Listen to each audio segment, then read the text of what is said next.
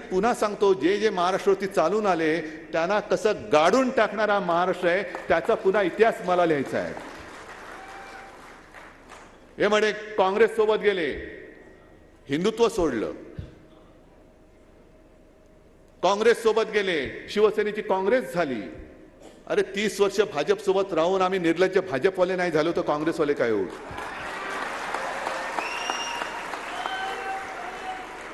पण आज मुद्दामून, कारण मध्ये आदित्य बोलला होता ते बरोबर आहे, इतिहास उकरून जास्त काय होणार नाही, भविष्य घडवायला शिका, भविष्यात काय चाललेलं आहे. पण मुद्दामून मला एक आठवण करून द्यायची आहे, जे म्हणतात आम्ही हिंदुत्व सोडलं त्यांना सांगायचं, अरे तुम्ही तुमच्या पक्ष जो काय बदलला, जनसंघाचा परत मग घुसतात, म्हणजे जिकडे घुसतील तिकडे घुसायचं. पहिला जनसंघ झाला, तो जनसंघ तेव्हा संयुक्त महाराष्ट्राच्या लढ्यात नाही उतरला, संयुक्त महाराष्ट्राच्या समितीत घुसला जागेसाठी. मुंबईसह संयुक्त महाराष्ट्र झालाच पाहिजे म्हणून जो एक महाराष्ट्रामध्ये काहूर उठलं होतं,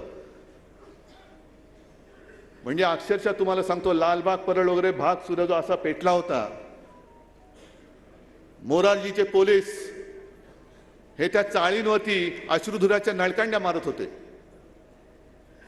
आतमध्ये त्या अश्रुधुराचं नळकांड जायचं आणि अनेक महिला घुसमटायच्या, त्यांची तानी बाळं घुसमटायची. आणि असह्य झाल्यानंतर महिला काँग्रेसमध्ये नव्हत्या गेल्या, महिला आपल्या बाळाने घेऊन पोलिसांसमोर उभ्या राहिल्या आणि त्याने सांगितले की असेल हिंमत ना समोरासमोर गोळी झाड, हे नामर्दाचं काम करू नकोस.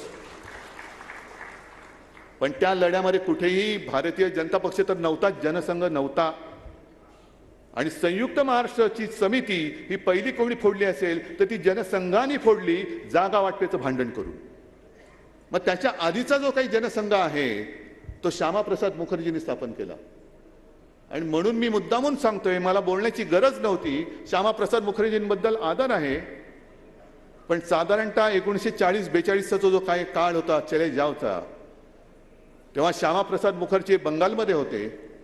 40च्या सुमारास देशातल्या मुस्लिम लीगनी स्वतंत्र पाकिस्तानाचा ठराव, जसा आज आपण निर्धार केले तसे त्यांच्या कार्यकारिणीत वगैरे असेल, ते इलेक्शन कमिशनकडे कदाचित त्यांची घटना असेल ती त्यांनी बघा, कारण आपली नाही मिळणार, त्यांची मिळाली तर बघा. पण श्यामाप्रसाद मुखर्जींनी केवळ आणि केवळ, म्हणजे एक तर स्वातंत्र्य लढ्यामध्ये ना RSS ना जनसंघ, जनसंघ तेव्हा नव्हताच, तो 52 साली जन्माला आला, पण कुठेही लढ्यात भाग घेतला नाही. आयतं मिळालेलं स्वातंत्र्य हे गिळायला निघालेत. स्वातंत्र्यासाठी काँग्रेस लढत होती, स्वातंत्र्यवीर सावरकर वगैरे होतेच, क्रांतिकारक. आज जिथे सभा आहे कान्हेरे, त्यांची सुद्धा कथा वेगळी आहे. पण स्वातंत्र्य लढ्यात लढणारी काँग्रेस नको म्हणून स्वतंत्र पाकिस्तानचा ठराव करणाऱ्या मुस्लिम लीग बरोबर श्यामाप्रसाद मुखर्जींनी बंगालमध्ये सरकार स्थापन केलं होतं. आणि 11 महिने त्या हकच्या मंत्रिमंडळात श्यामाप्रसाद मुखर्जी म्हणजे तुमचा बाप राजकारणातला, हा त्यांच्यासोबत मंत्री होता. त्यांच्याबद्दल बोला. तुम्ही आम्हाला हिंदुत्व शिकवता, पहिलं तुमची जन्मकुंडली मांडा ना, पहिली तुमची जन्मकुंडली मांडा. तुमच्या पत्रिकेमध्ये राहू केतू आले असतील, आम्ही काय करू त्यांना, कारण तुमच्याकडे चांगला गुरु नाहीये.